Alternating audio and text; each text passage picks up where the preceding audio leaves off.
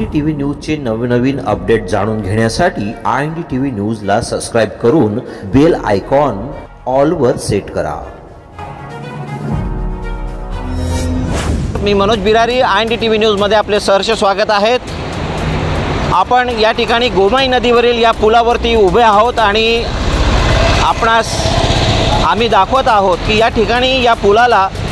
जवळजवळ 3 ठिकाणी तडे गेलेले आहेत आणि हे तडे साधेसुधे नाही तर गार्डस्टोन पासून संपूर्ण खालचा जो पिलर आहे त्या पिलर पर्यंत हे तडे आता पोहोचलेले आहेत। याचं कारण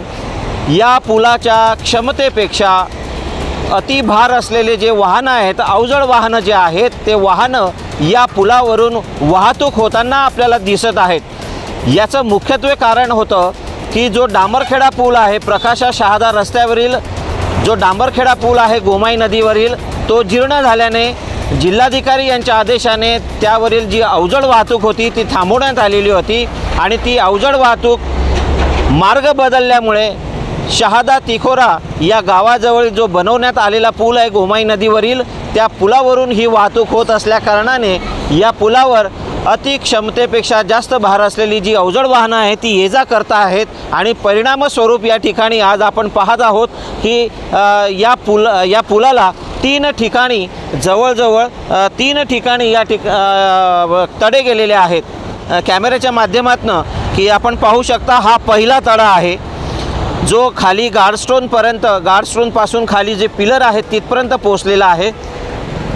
ज्या ठिकाणी पिलर आहेत त्या पिलरच्या